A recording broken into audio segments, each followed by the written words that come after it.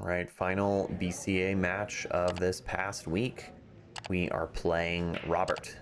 We previously played Robert, second time playing him in this season. And Robert opens up with a pretty good break. The 9-ball does not cooperate. This was my last match of the night. So let's see if I can sweep it. It would be my second sweep of the season. And I am borderline addicted to the Fargo metrics and the little like league stats that they put out. And some of them are I forget all the abbreviations, so I'm not a true addict yet. But let me pull it up. So there's your win percentage, and then perfect matches, so no losses for the night. There's consecutive wins, so you basically build a streak. I love that stuff as a gamer, so that's kind of fun. And I'm also sitting in a cool first place in the league. There's some competition. Some of the guys are kind of gunning for me, but based on my win percentage, number of matches won versus not matches, but games won versus games lost, my win percentage is pretty high. I think I just try to spin off this one ball to get close to the 7 and give myself some sort of look. Yeah, a good amount of spin. Give myself a look at the 2-ball here. This is pretty good. The 2-8 is a little funky, and I think the problem was if I play the combination, the 2-ball's gonna get away from me. I don't remember loving that. I might try to get safe here early in the game.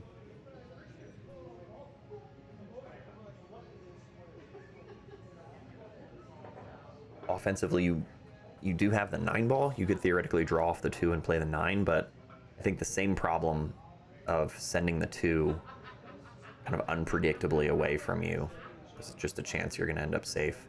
Yeah, so I don't end up liking that. I would think the original consideration was to try to bank the 2 up and away and keep the cue ball under the 10. Maybe I still go for that. Oh, I try to go to the other side. This is a pretty good play. I forgot that I tried this. I wanted to come off the 2 and into the 3-6. I think I get a reward here. I'm not sure if I leave Robert a look at the 2 or not. This would be jumpable. I think I might try to jump at this. I don't know if the swerve is there. The 2-rail kick is there. So he's got options, but yeah, I don't know if he can really get clean between the 6 and the 4.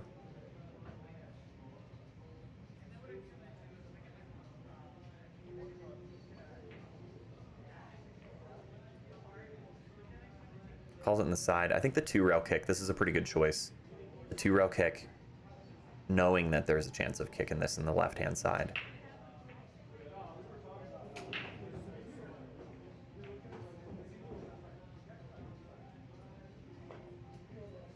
A little too thin. 9-ball drops and stays down. Ties up the 3, so that'll complicate things. Although, yeah, that's right. The 3 still goes in this side, in the corner pocket over here, the top left corner. So I look at playing shape into here to get a good look at the 3. Just get past the 4, basically. And normally with these, I like to use follow. I like to see where I'm going. Because you could certainly set up a draw shot, right? Like you could pop the cue ball here, come into the 2, and try to draw into that window. But I think it's tougher to control. And I practice this kind of follow shot pretty regularly.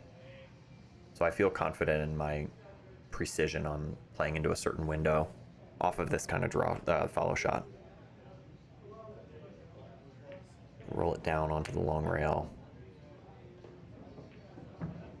Pretty well judged. From here, I should be able to pinch off the 3 and get up above the 4.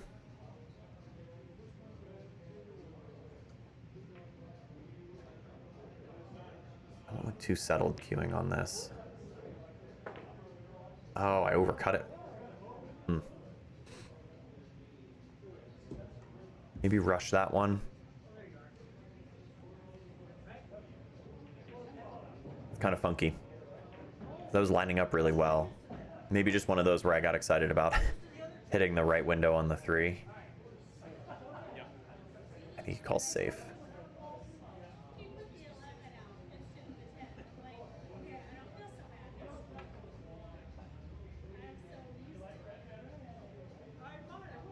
What's the play here?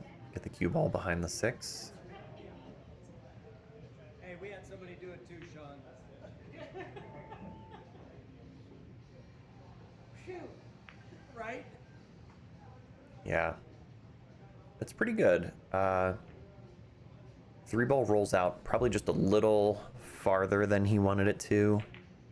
The swerve is on. You guys know I love a swerve. I go to look at this because the jump was there too, and I really don't have to jump that much of the 6.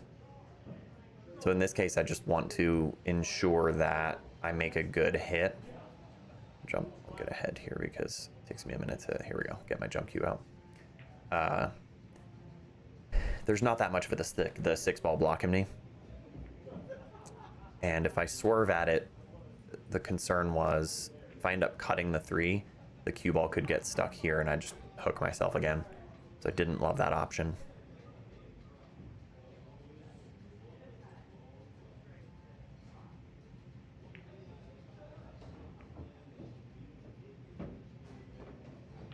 Yeah, I was pretty comfortable jumping from here. Plenty of room. And you're jumping off the rail, which always makes it easier. Yeah, lots of clearance. Could have scratched, honestly. Oh, look at this roll. Well, get rewarded. Make a good hit. Not this time. Although, yeah, if you could hop that 6, I'd be impressed.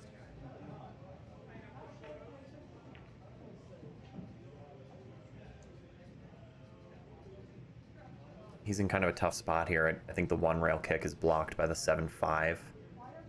Unless you can get into this with a lot of spin and let it open up. Maybe it's more of a 2 rail kick from there.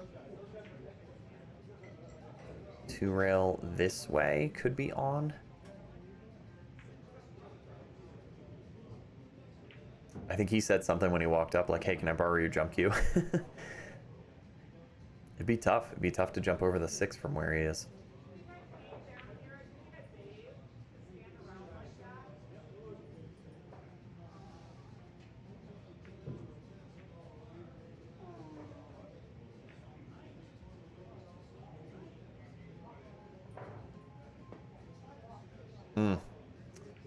Yeah, those can be tricky. The angle on those can be tricky. Do we get out from here?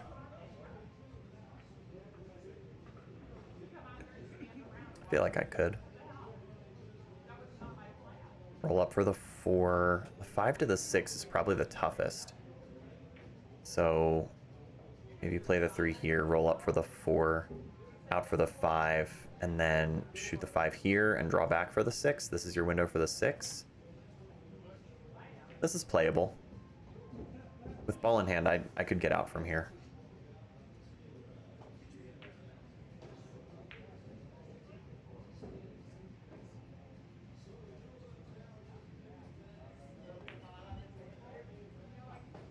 This play's pretty good.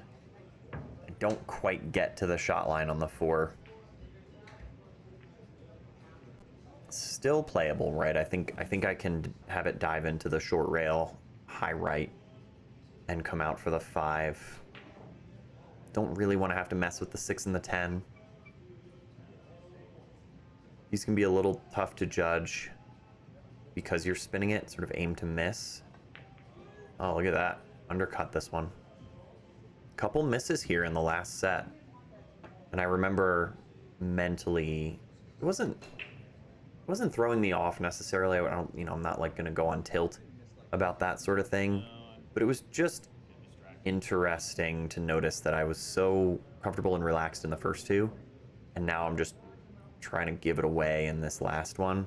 Turning it over too much, basically.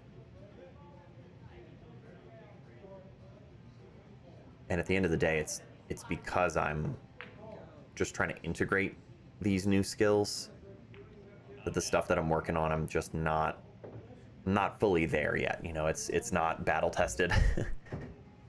The results are coming through in those first two sets. Like, it's clearly working. But pool is a two-player game most of the time, and so unfortunately he scratches. Probably just trying to do too much with the cue ball to get from the 4 to the 5. I have to play a combination in this one. You have to control for where the 4 ball's going to go in order to get shape on the 5. So this was touchy, but I was ready to actually play by this point. So pretty full into the 8, a little bit of an angle off the 4. And now I can play for the 5 in the left-hand side, or maybe just come out and play the 5 in the left, bottom left corner. I think I come up for the side, though. Trying to utilize that more. Because I think positionally, there's so much more you can get out of a side pocket shot that way. Up and down the table. Just sort of spin up. Ooh, a little firm. A little firm, but I'm still on the good side of the 5. If we played early 10s, I would just snap in the 10 here, but I think I just take a thin cut on the 5, knowing that I'm pretty much always going to be on the right side of the 6. I'm just checking my line. Just a high ball is fine here. You could spin away from this if you wanted to and go towards the right long rail.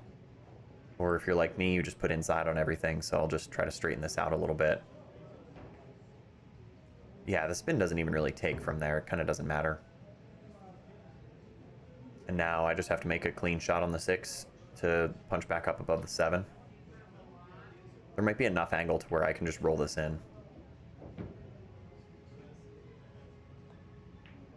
Yeah, there's plenty of room, evidently.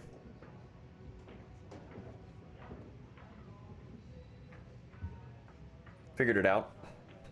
Shot our way out of that one.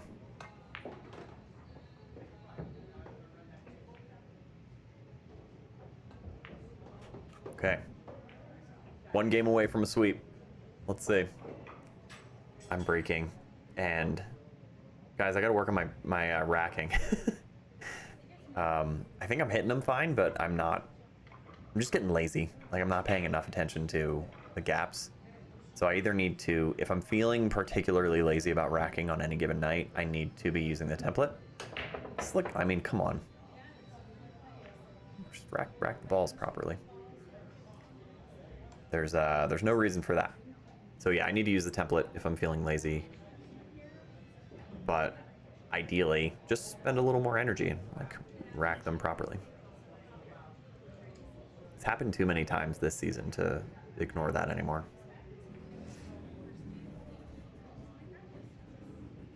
He's got a pretty good look at the 1. The 2, I don't think the 2-5 is wired up.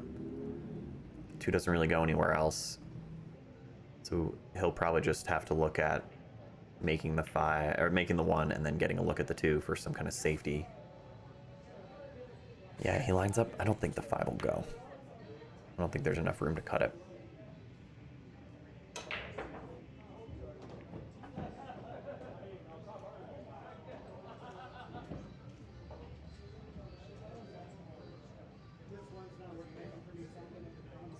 Okay.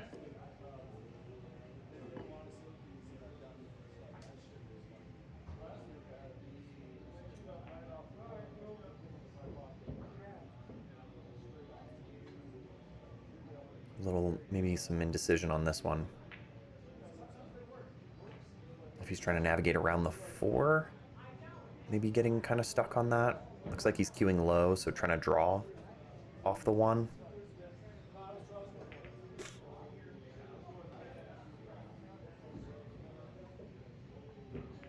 Oh, that's right. I forgot he tried this.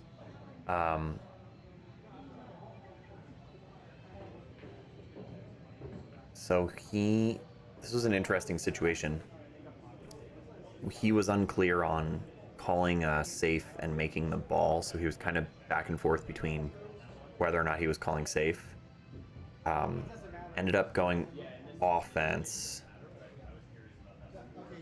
giving up ball in hand here, but in this league, the rule for like a pocket safe is that if you call safe and make the ball, you still have to keep shooting. But in this case, he just committed a foul. Forgot about that. I decided to just hammer this one. I didn't need to do anything too crazy, but I think in that case, I think it's just laziness again, guys. I just didn't fully come up with a plan for the 2, and now I hooked myself, so I have to kick into it, which I should not have to do. I should really call the 5 ball from here, and a bad hit. Okay, well, here's an attempt at giving this one away. Ball in hand after opening up the cluster. Not a ton of work to do for Robert. I mean, roll through the 2, get a good look at the 3, and come out off the 3. The 5-6 might be a little funny, but this, I think we're just discussing the pocket safe ruling. Anthony, I got you a water. I don't know. Oh, thanks, man. Yeah, I appreciate that. Thank you.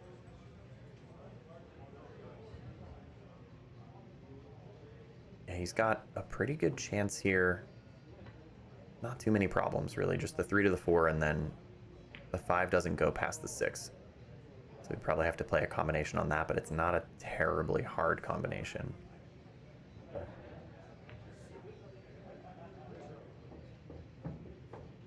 So here he's got a good look at the 3.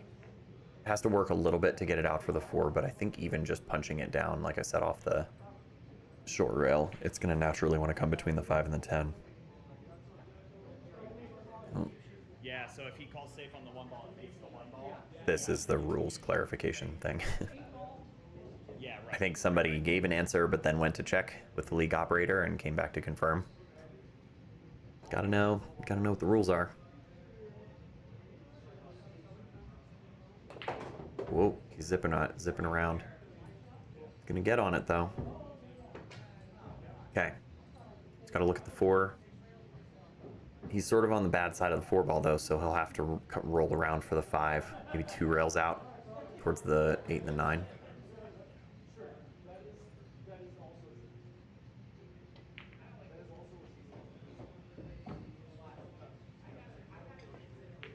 A little bit of a decel in the stroke. Let up on it just slightly. And I'm thankful to be getting back to the table here. Like I said, it wasn't an easy layout necessarily, but I just don't want to be giving those away, right? Especially not with ball in hand. So how to get on the 5? Do I spin off this lightly? Sometimes the way that I'll play this is I'll come into it a little more firm out and back, close to center table, but just getting around the 8. I don't know if I like that in this situation though. I think I just try to curve off it and stay on the outside of the 8. So that cooperated, but now I'm faced with that 5-6 combination. Do I play safe here? Is that the way to go? Maybe. Try to put him behind the 6.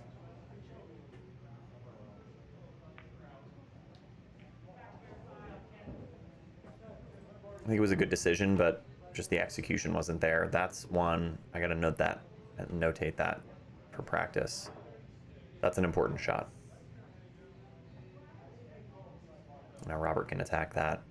Here's another chance.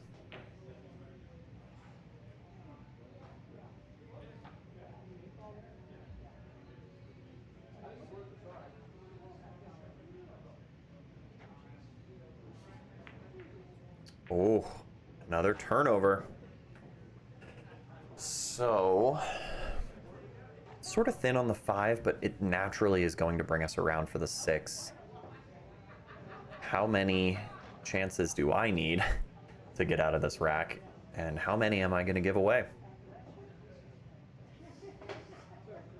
I'm looking at my line on the 6 ball, so I don't want to cross that. You could certainly come all the way around, right? You know, play down into here, but it's a smaller window. I think I'd rather be like in here. Low right. Oh, hit it bad. I am determined to give this game away. He's gonna bank this, right? I think a lot of players will step up and go after this in the top right corner. Yeah. You could certainly split safe this. I've been working on those a lot, so I'm just recognizing it more. But I think you just attack from here. Oh, overcut it. All right, and he's gonna dress up the 5-ball for me. How many chances do I need? Come on. Check my line again. It's still the same, but I just want to, you know, train that in.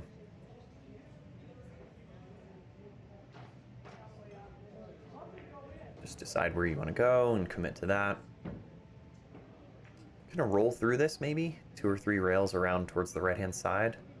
No, I can draw away from it. Okay, just coming across table. Guarantee shape on the 6. I don't mind that. I could have gotten closer to the 6, but... So high inside from here, probably. Get up above the 7. It's reasonably thin on the 6, so this is, you just kind of stroke this, just a touch of inside to correct it a little bit. Oh no, I wanted to come around it. I don't mind that. I think that's kind of just, I'm experimenting with those a little bit more. Let the cue ball go where it wants to go instead of fighting it with inside. A little funny here. The 7 is makeable for sure, but the cue ball just wants to roll into the 9, and obviously I don't want to flirt with the left-hand side pocket. So I'll probably just come easy off this.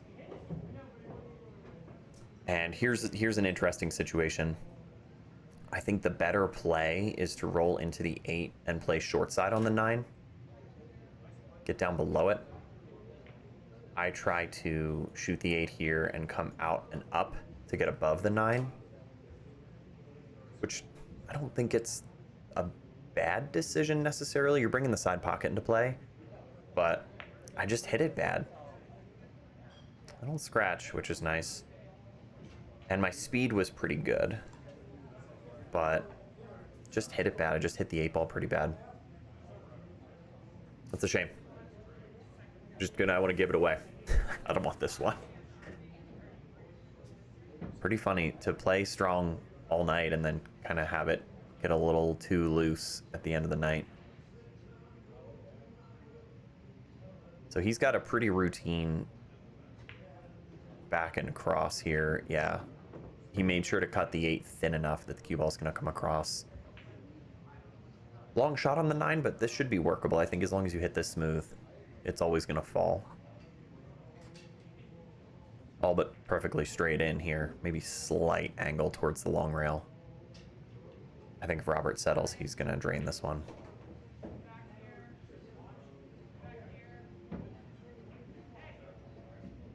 I can imagine nerves would be ramping up at this point too. Okay, with a bit of draw. I don't know if that was intentional or not. I'm not sure you really need to draw from there, but he should still be okay. Probably nerves here too. Very routine money ball location, right down near the foot spot. You just got to level out on this one. Stay still.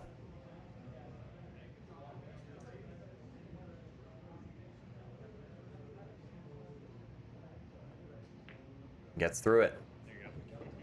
All right. Yeah, so Robert grabs that last one of the night. Like I said, I was just determined to lose that one. I don't know what was going on there, but it happens. Otherwise, I felt like this performance this week was really good. If you guys haven't checked out those other videos, look for the playlist. It's going to be down here somewhere.